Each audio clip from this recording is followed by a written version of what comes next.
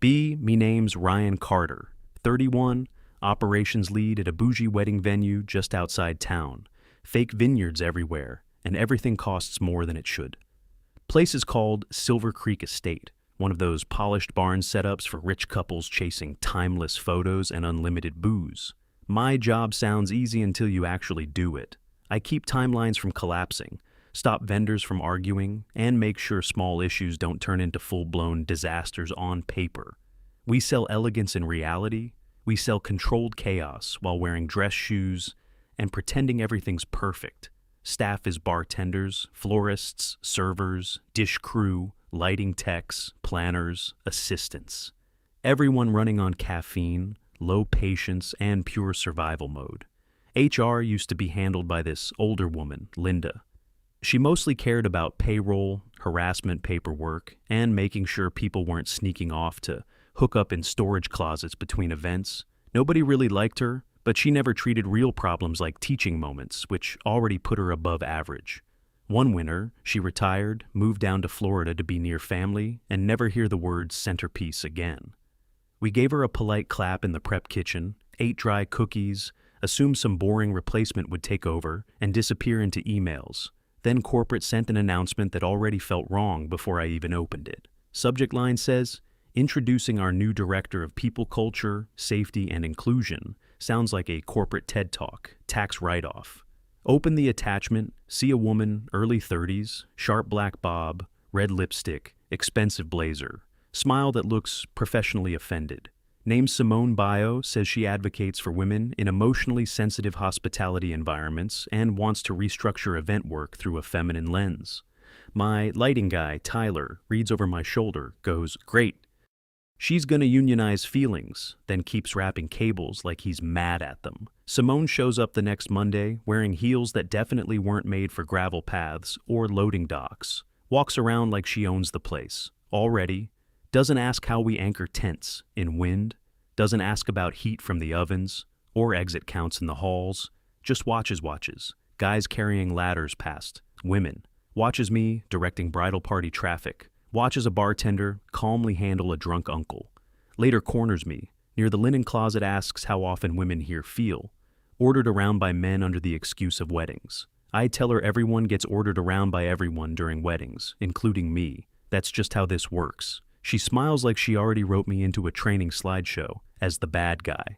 A week later, entire staff gets pulled into the ceremony hall for mandatory orientation during a reset.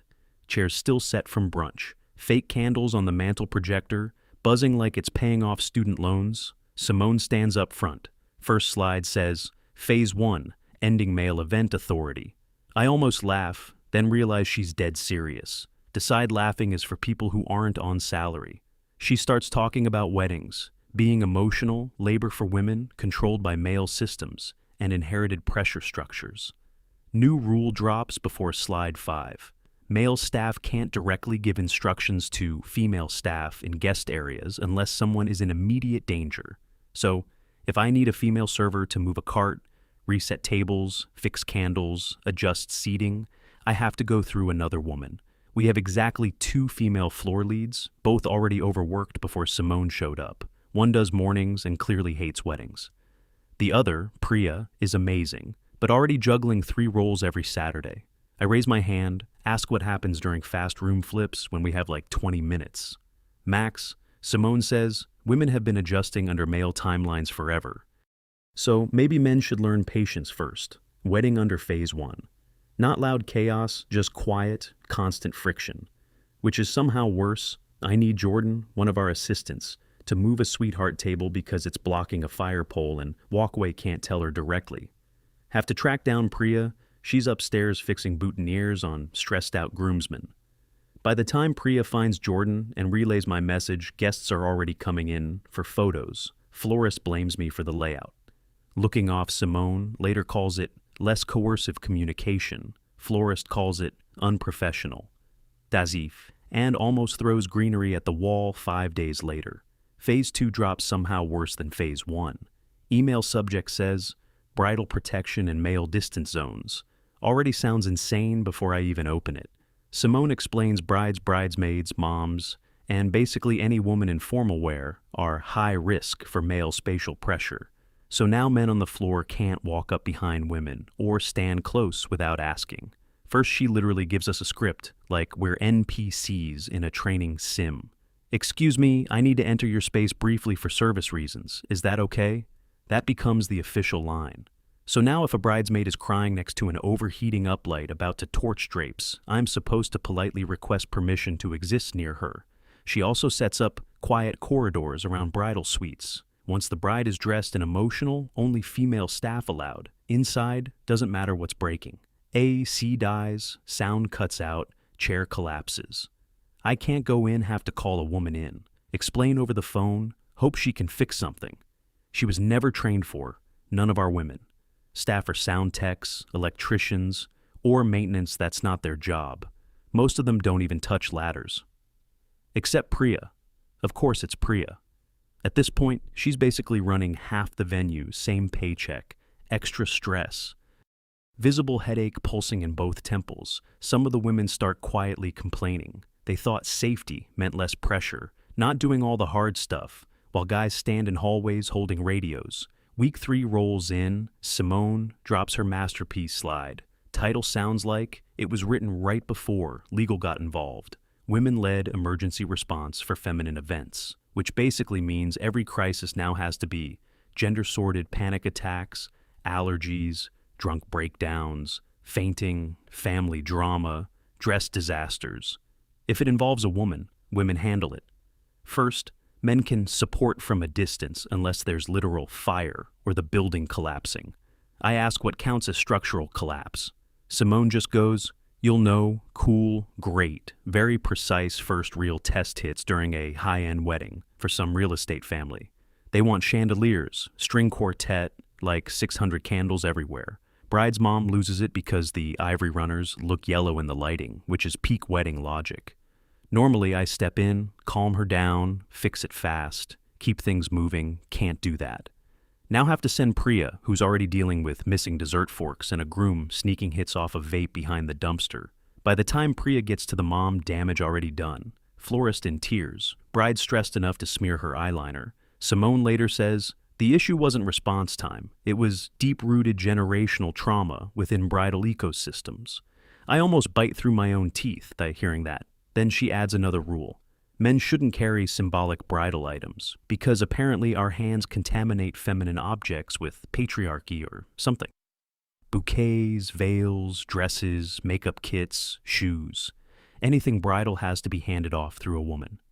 First, at this point, I'm convinced the goal is just making my job harder, for fun. Spring season ramps up fast. Every weekend turns into 3 ceremonies, 2 receptions, mountains of dead flowers everywhere. This place runs on timing, once 300 guests are seated. There's no reset button. You don't tell people to come back tomorrow because HR wanted softer male communication near candles. But Simone keeps stacking rules like the building is gonna thank her, someday new forms. Show up male urgency incidents cards where women can log masculine task pressure. She tells men to keep voices soft and rounded near emotional bridal parties, like we're calming nervous horses with bedtime stories. Tyler starts calling her the Duchess of Delay. Honestly feels too polite, then comes the wedding that finally blows everything up. June hot as hell, massive Saturday booking from some rich out-of-state family expecting perfection, because money always expects perfection. 300 guests, live band, wall of candles, ceremony inside cocktail hour, outside reception, in a glass tent. Bride suite upstairs, groom downstairs. Everything already tight and fragile before adding Simone's rules, morning setup. Already going sideways. One florist truck shows up late. Chuppa shows up, missing half its brackets. Bakery delivers the wrong cake, stand entirely conservatory. AC already acting weird, blowing warmer than it should. Bad combo. When your walls are glass and everyone's dressed for photos, not survival. Our maintenance guy, Ben, wants to check the ducting above the conservatory before guests arrive, before the whole place turns into a greenhouse. Simone blocks him, says the bridal hallway is now a protected emotional perimeter, and the duct path runs through it. She actually says, a man on a ladder outside the bride's room disrupts the energy. I tell her, If the AC fails in a glass tent full of guests, the energy becomes heat stroke. She says I'm reducing care into control again, like physics gives a damn about wording, so now Priya has to go up instead. Ben on speakerphone trying to guide her through duct controls. She's in heels, balancing. Guessing what a damper looks like takes 4 times longer, fixes absolutely nothing. Everyone just nods, like this is somehow progress by 3 p.m. guests. Start showing up shiny, loud, already sweating through expensive clothes. Ceremony room fills up band loads in bars. Get stocked upstairs. The bride is already overwhelmed. Temperature in the conservatory starts creeping warm, turns into humid. Humid turns into makeup. Starting to melt the kind of shift that makes your gut tighten. If you've done this job long enough, Ben tells me one of the auxiliary fans still isn't kicking on. Says a connector probably slipped near the service ladder. He can fix it in 5 minutes if he can actually get to it. Problem is that ladder path cuts right through the bridal transition hallway because whoever designed this place was obsessed with aesthetics over function. Bride and bridesmaids are moving through that hallway non-stop, suite to balcony, balcony to suite. Simone says, absolutely not. No male maintenance allowed through once the bride is dressed and emotional. I tell her the reception tent is turning into a greenhouse. She says a woman can escort Ben later after transitions are done. Later at weddings is how disasters happen. Politely 40 minutes before a cocktail hour. Some groomsmen light decorative candles early because they want it to look cinematic on video. Heat in the tent, already too high. One side draped near the candle wall, catching warm airflow from that broken vent. Not fire yet, but enough to make my stomach drop in that specific operations way. I tell staff to extinguish those candles until reception. Looking good matters less than not setting rich people on fire. Simone hears me, tells the decor lead to reassess with softer language, because male authority around aesthetics is escalating tension. While we're arguing upstairs, the bride's younger sister starts losing it.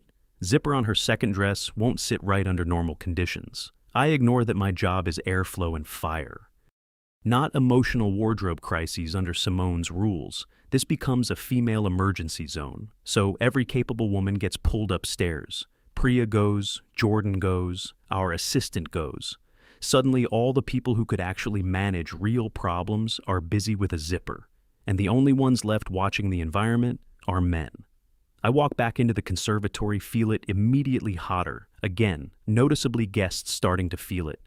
2 older, relatives fanning themselves with menus, kids getting that pre-meltdown sweaty look. I grab a kitchen thermometer check near the dance floor. Because guessing isn't a plan, temp is way higher than it should be, especially with formal wear and open candles near fabric. Ben tells me if he can't reach that fan housing in 10 minutes, this room stays a sauna all night. Simone still refuses to let him through because the bride is nearby taking reveal photos with her dad. She literally says, one woman's comfort in her dress matters more than a man's urge to tinker.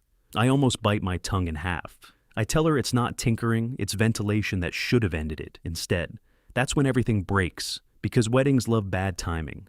An older woman near the window just slowly folds, like her body gave up mid-sentence hits. A chair on the way down, room shifts instantly. Everyone feels it before anyone says it. I move without thinking, because that's what you do when people start dropping in. Overheated rooms, Simone moves too, but throws a hand up at me like she's directing traffic. Women lead women, she shouts like a slogan is going to lower someone's body temperature or get air into their lungs. I ignore her and get to the guest at the same time as one of our female servers because real emergencies move faster than bad rules. Woman's skin is burning, hot, pulse racing, breathing, shallow, textbook heat, issue, maybe worse if we waste time.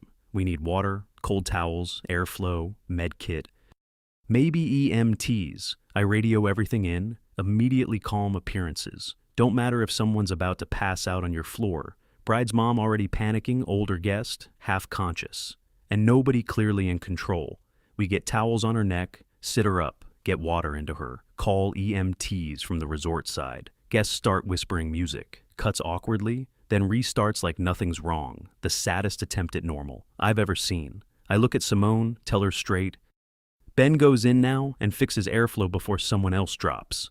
She says, the bride is still moving through that hallway. Like that outranks people collapsing. I tell her the bride can handle seeing a ladder if it means her relatives don't cook alive. She says I'm becoming controlling again, because women are emotional. Would have been funny if it wasn't happening in real time. Then right on cue, another bridesmaid stumbles. Near the sweetheart table sits, hard, leans, sideways. Eyes unfocused, second, heat. Casualty in under 5 minutes. Room flips, instantly chairs. Scraping kids, crying. Guests standing up. Someone yelling for water. Louder than the band. Tyler just kills the decorative candles himself. At this point, even aesthetics are losing to basic biology. Ben stops waiting runs for the service ladder because competent people eventually pick reality over policy. Simone chases after him. I follow because if she blocks him again, I might lose it. Ben climbs up, reaches the fan, housing yells down. The motor casing feels insanely hot. Simone grabs the base of the ladder, tells him to come down because the bride and bridesmaids are passing nearby. I tell him to keep going, guests getting louder behind me, whole night starting to fall apart. Then Ben swears loud enough to echo says, insulation is browned one connector loose and heating up, not a full fire yet, but exactly the kind that turns into one, if ignored near fabric. I tell him, kill power to that line, tell someone, bring me an extinguisher. Now Simone says, I'm exaggerating danger to justify invading women's space. And I honestly think she believes that. Then from the reception area, a different kind of scream, sharp not heat fire. We turn see a small flame catching on a drape near the candle wall. Still small, still fixable. If someone moves immediately, I sprint Tyler's already there, with an extinguisher, because for all his sarcasm, he actually reacts, he blasts it. I yank the drape down with a linen cloth. Fire dies fast. Ugly but controlled room still erupts into panic, because weddings are fragile setups, held together by denial and fabric. Guests rushing exits, people grabbing phones. Someone almost knocks into the cake table. Band completely stops. Ben shuts down the circuit, fully. Alarm doesn't even trigger, only because we caught it seconds early. Priya finally comes down from upstairs, looks around at smoke, guests, chaos. Simone just goes, what the hell happened? I say policy happened. No one questions it. After that, it's not a wedding anymore. It's damage control, EMTs. Take the older guest out, cool down the bridesmaid resort. Fire marshal shows up, asks why open flames were running with bad airflow inside a glass structure. That question isn't interested in feelings or theory, just facts.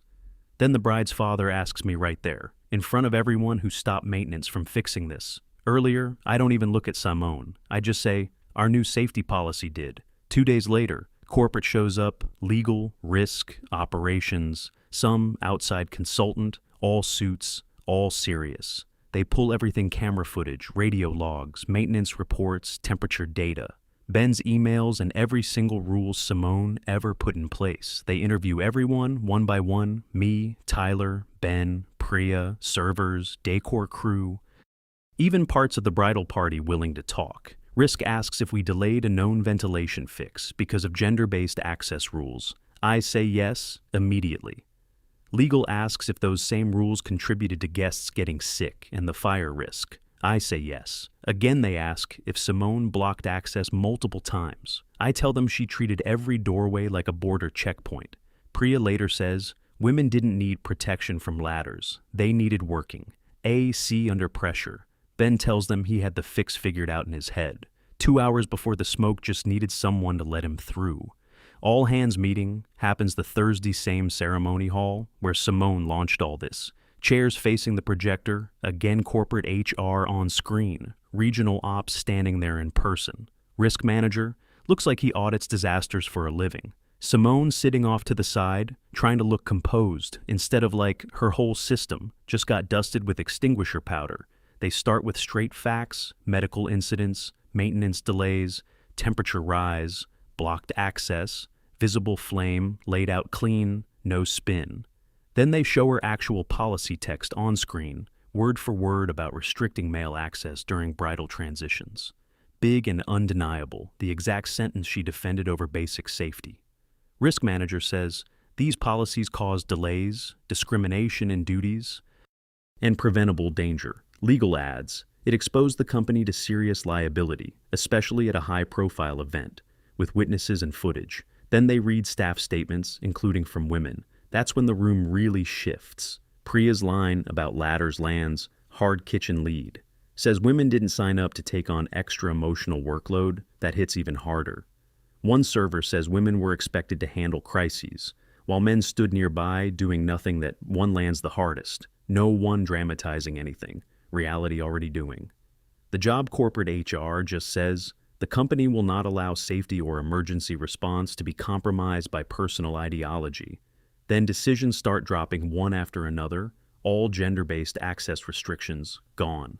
Immediately emergency response goes back to role and urgency. Bridal corridor, rules removed. Maintenance gets full override when safety is involved. Then the final line, Simone is terminated, effective immediately. She tries to argue. Of course she does. Regional ops cuts her off, says 3 female staff and 2 female guests were harmed under her system. This is consequence room. Shifts again when that lands, because her whole argument just collapsed. Women weren't defending her. They were part of why she was leaving. She walks out the same way. She walked in same posture, just looks ridiculous now. Instead of sharp next week, feels different, like the building can breathe again. Ben fixes things when they break. No speech is required. I give directions directly. Again, no relay system. Priya still leads because she actually earned it, not because of optics. Bridal suite stays private, but not magically sealed off from reality. Electricians, ladders. Common sense all allowed. Again a month later, another big wedding in the same glass conservatory. Hot Saturday again. AC holds, candles, stay controlled, guests. Fine, no one dropping before dinner, no smoke smell, no speeches about energy or access. Zone's just a wedding that works later that night, after cleanup. I'm standing alone in the room, chairs stacked, one drape replaced. You can still see the patch. If you look close, new fabric slightly off. From the old, funny thing room, feels more respectful now. Because respect means fixing problems before they explode. Not protecting feelings from ladders. Turns out the most helpful thing you can do for women at a wedding is not making them carry both stress and performance. Fix the air, move fast, put out the fire.